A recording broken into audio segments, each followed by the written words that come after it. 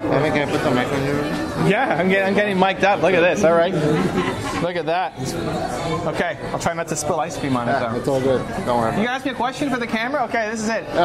Welcome to. All right, it's all good. So, Evan, I don't know if you know, but I've been doing a lot of interviews. Okay. And I've gotten to people like David Meltzer. I mean, a whole bunch of people that you're familiar with. Okay. What is something that you would recommend to me? Or, you know, I don't know if I've done it yet, but what would you say in regards to contacting people or reaching out? Because I've been doing everything. And it's been going great. Okay. And I'm willing to go through the nose. Okay. Anything that you got to say?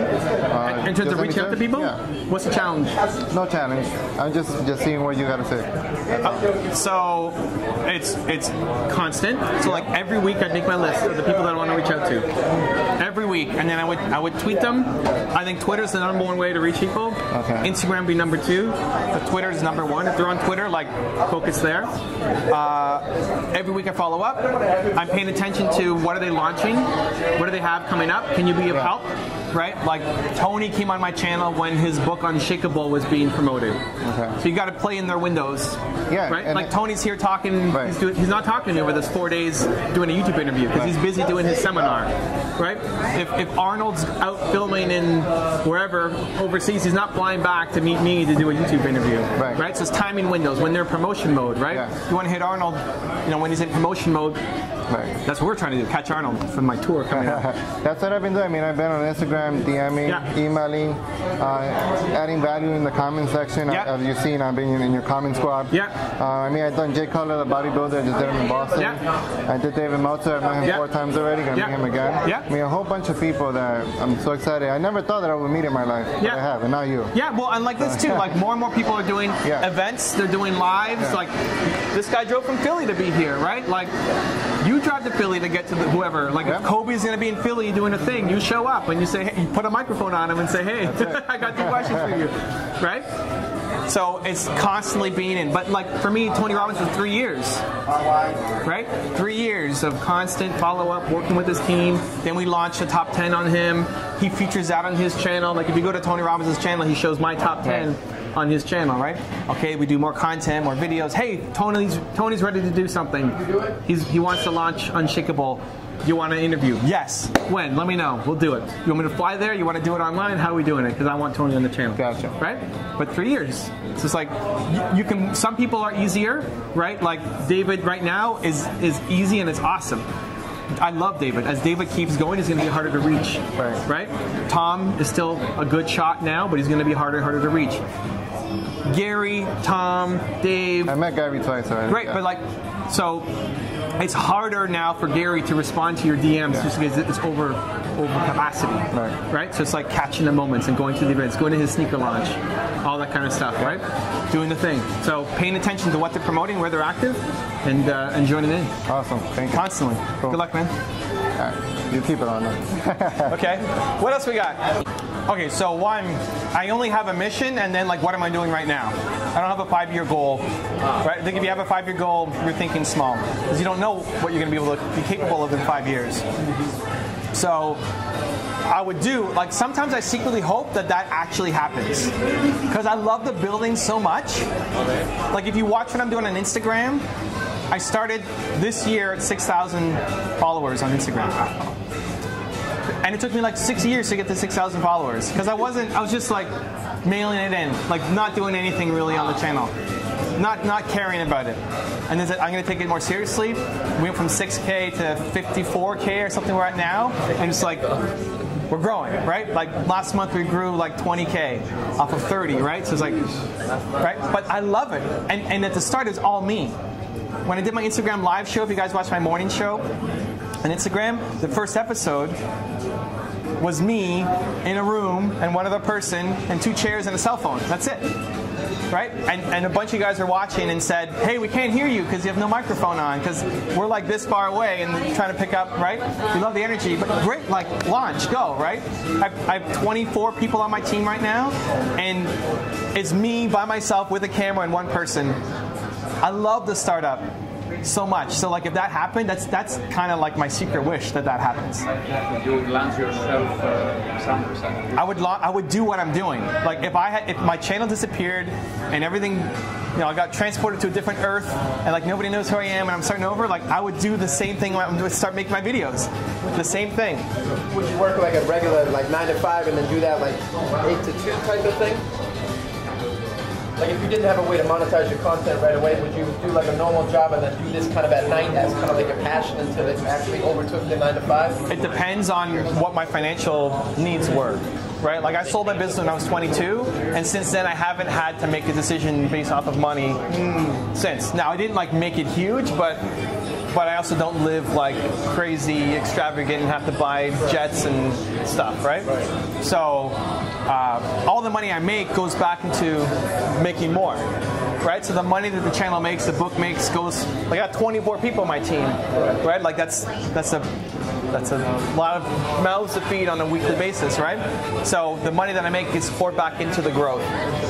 But if I was starting over, I had zero, and you didn't have that option, right? Then I'd see how much time do I have to live. Like if I had no money and I'm hungry and I'm on the street and I would beg for, like I would steal from the H Mart and eat something because I gotta eat, right? Like so I would take a job and then do my thing. But if I had the skills, then like if you're good, you can grow really quickly. The problem is you have to put in the effort to get really good. If you put me on a different Earth, I would just do the same thing that I was doing, but instead of finding Gary and Grant and Tony and whoever, I find like Susan and Jill and Alfred and those people and do the whole thing all over again, right? So the challenge is just can you get good enough to provide the skills, right? So for me, I'm 6,000 videos in on my channel, right? There's 1,000 videos that aren't even public. So we have more unreleased videos than most people ever make, period. Why don't you release them? They're not good enough. They didn't hit the bar. Like we recorded them, I'm not happy with them. We tweaked them, did something else, right? But I sucked at the beginning. If you watch my videos, the first ones are the content is still good, but delivery was brutal. And just practice. Like my agent, who I'm going to meet soon, would make me make my foundation story. Make a foundation story. And so, okay. And I'd do that 3 times a day. So when I was so that's the agency that Grant's at. There's a bunch of other people. He works with Mel Robbins. He worked with like a bunch of Steve Harvey, like all those guys. And when he met me, he's like, I don't know about you, man. Like, I love your message. I love Believe, but you're just not good enough in front of the camera. Like, damn, dude. But he's like, the problem I usually face is people come to me, they're good on camera, but they have no message. Right. So I love your message of Believe. I'll take a flyer on you. Like, we'll test it out. I'll try, right? Yeah. And so I was the worst. Like, I barely got into the agency. Yeah. And he said, the first video you have to make is a foundation story. Tell me your story. Tell me why you do what you do. Yeah. Okay, great, Steve. How long? 20 minutes. Done. I'll make it. And then I would make a video, and then he'd give me feedback. So I'd make a morning video, give me feedback. I'd do it again at lunch, he'd give me feedback. At dinner. It's like 3 times a day. I then made like 30, 40 versions of this video. Yeah. Feedback, go. Like I wanted to get better. Yeah. And soon my channel became the best practice at the agency, where they're saying, look at what Evan's doing. Right. You guys should be doing that. Because while I was doing multiple videos a day, they were struggling to find time to do 1 a week. So I started as the worst and became the best practice. Not because I'm great, I was the worst skilled, right? I had the least amount of talent, but it just worked. Right? So like if that's what I wanted to do and I'm transported to Earth 2 and like I'm starting over, I would work my face off to get good at the thing. Now, if I can bring my skills and talents with me, then I can photocopy that success a little easier. But that's it. Like my story is just one of consistency and follow through.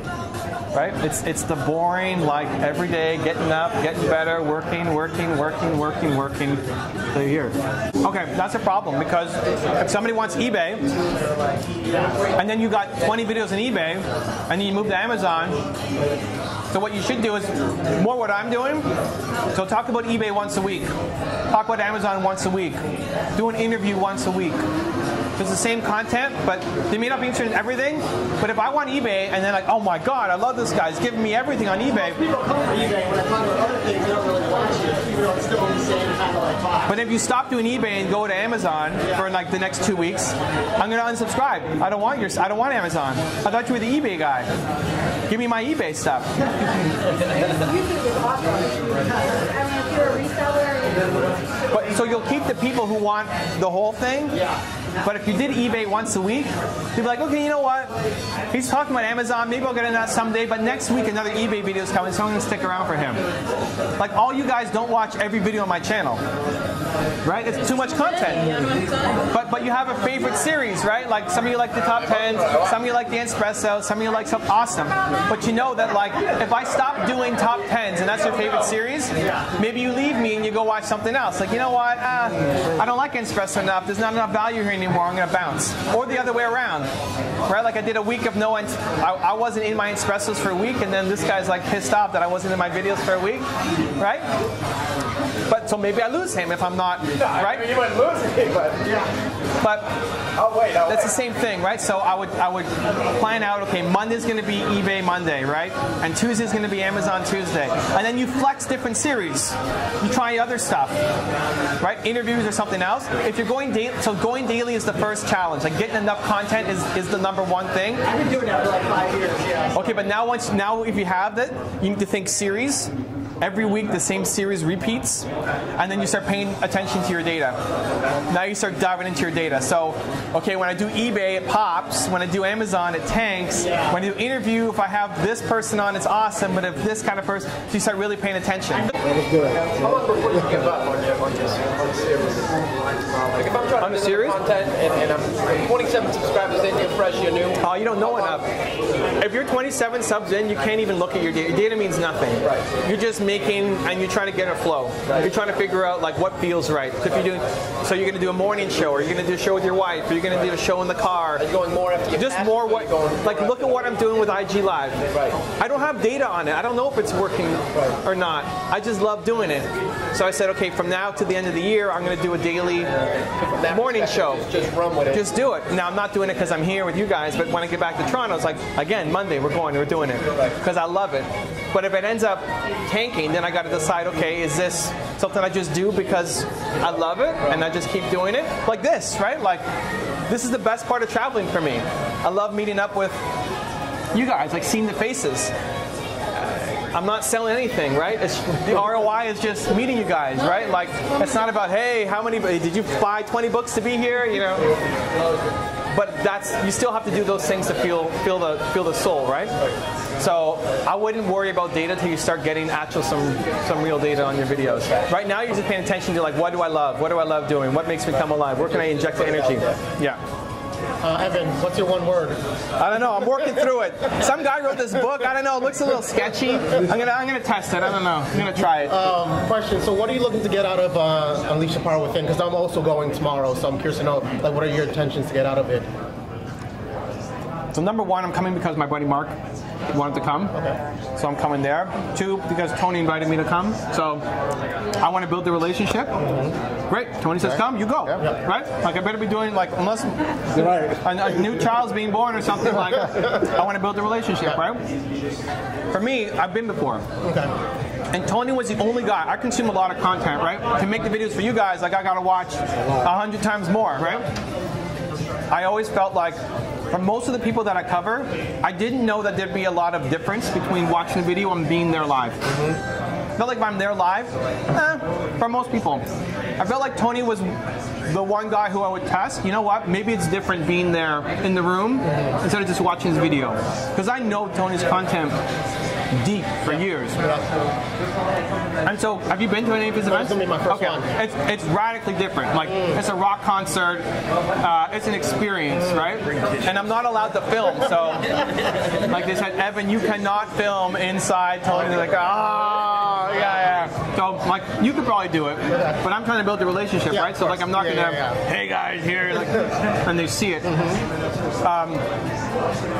I think the thing for me, one of the things I was thinking about last time going was your motives. How much you're motivated by. For me, it was significance versus contribution.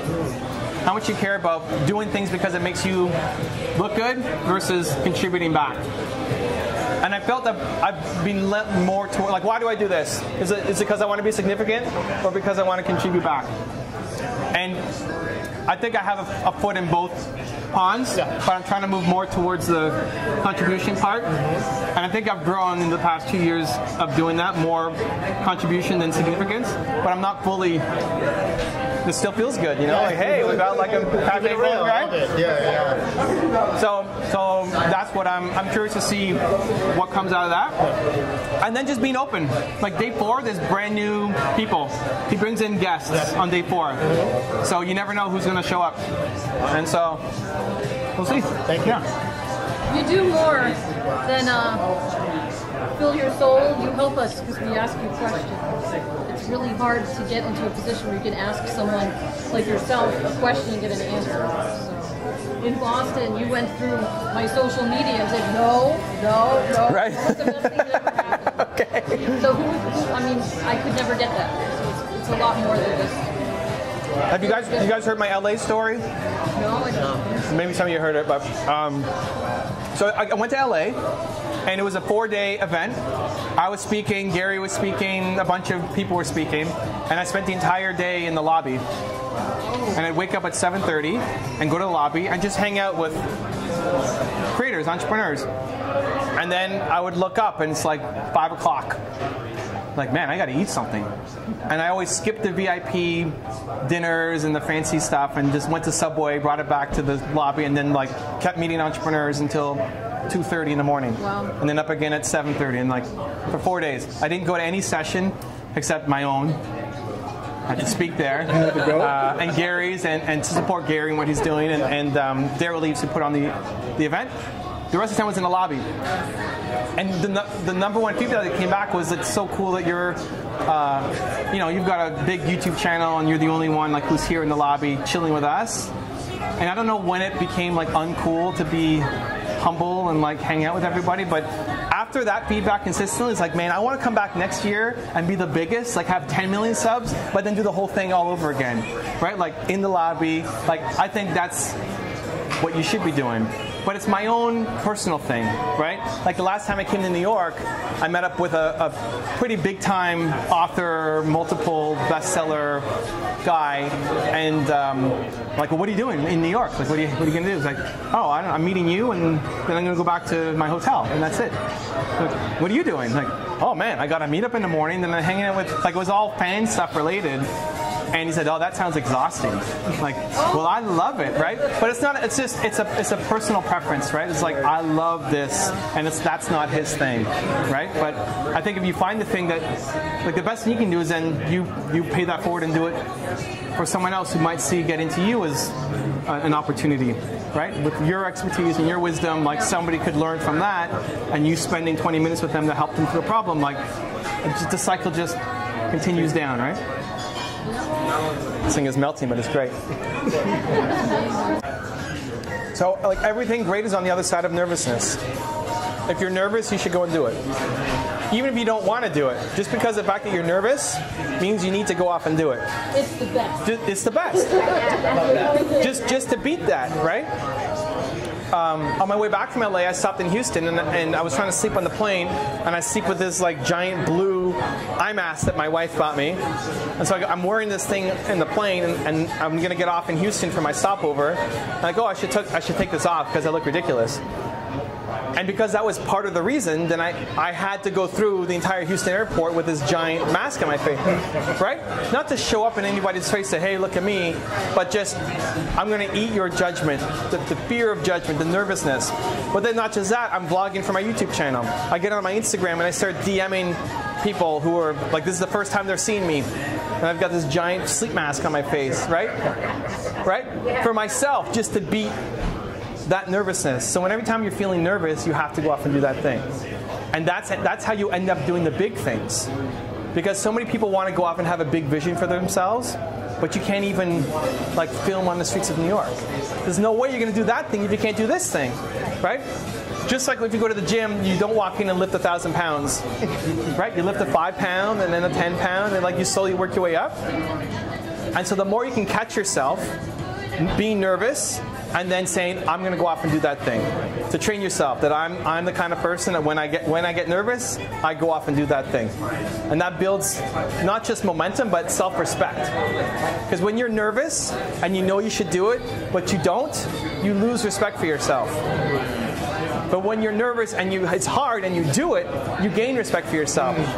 And it's not about the result, it's about the effort that you did it. Right? So, listen, when I went, my first trip like this, I went to Boston, and I committed that I was going to run for 30 minutes a day. We drove to Boston, I got in at like 2 in the morning or something crazy, and I hadn't done my run. I need to run. So, I ran on the spot in my Airbnb, and it was like the worst run of all time, right? But I did it for 30 minutes, and I felt great about myself because it's not about the result of the running, right? It's not that I burned X number of calories doing the run. It was my worst run, but I did it when it was hard. When you do it when it's easy, it doesn't mean anything, right? If you run the race against 3-year-olds, you don't celebrate that victory because it's easy. But when you do the effort and it's hard, that's when you actually build the self-respect, right? So if you're feeling nervous about something, like if you're feeling nervous about filming on the streets of New York, like go outside and film a quick video. And it's going to be the worst video you've ever made, like, great, post, right? And then own that, like, yeah, I posted that. That's great. I love it, right? Everything great's on the other side of your nerves. What about Instagram algorithms? What have you learned about like the Instagram algorithm? Because I know it's a pretty complicated thing, that algorithm they got. Every time there's an algorithm change in any platform, you should cheer. Okay. You should cheer. I love it. Any algorithm change, you're like, yes. Because everybody ahead of you is going to complain and whine, and that's your chance to win. Right? Like you're going to understand the algorithm, you're going to go crush it, while everybody ahead of you, you're going to pass them because you're going to want to be the right. So you're always testing. So Instagram right now, frequency. Because it's an algorithm, people aren't going to your page and like looking at everything. Right. So don't assume they're going to look at every post that you make. Right. So frequency, we do 6 times a day. Now maybe you can't get there, awesome. But listen, at the beginning, I was posting myself 6 times a day to Instagram. Myself, with captions, with tagging people, and I have 24 people on my team, and I've got, right? So like, you just make it a priority to do it. Now we've built a system, because at the beginning I always like, I gotta taste it, right? I gotta see what I'm doing. Before you delegate to somebody and they don't know what they're doing. Right? So frequency, using hashtags. How big is your account? 2,500 followers. So I'd be looking at like 50,000 posts and less.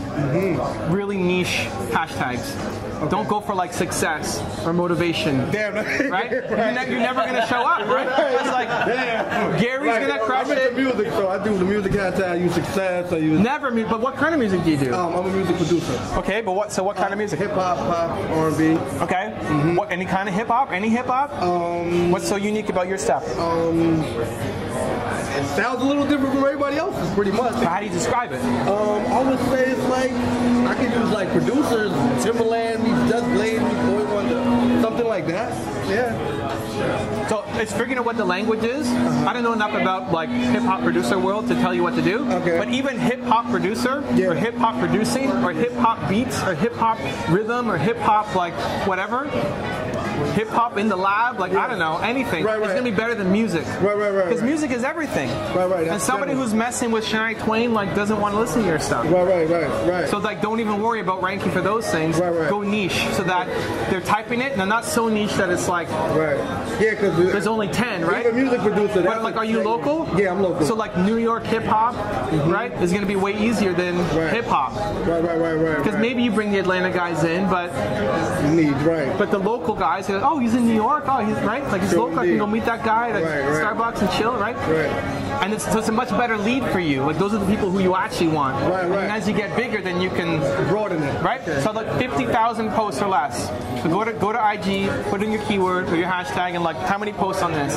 50,000 or less. If you want to throw in the occasional like hip hop, awesome. But like don't count on that. Go niche specific. Stories, 3 to 8 times a day.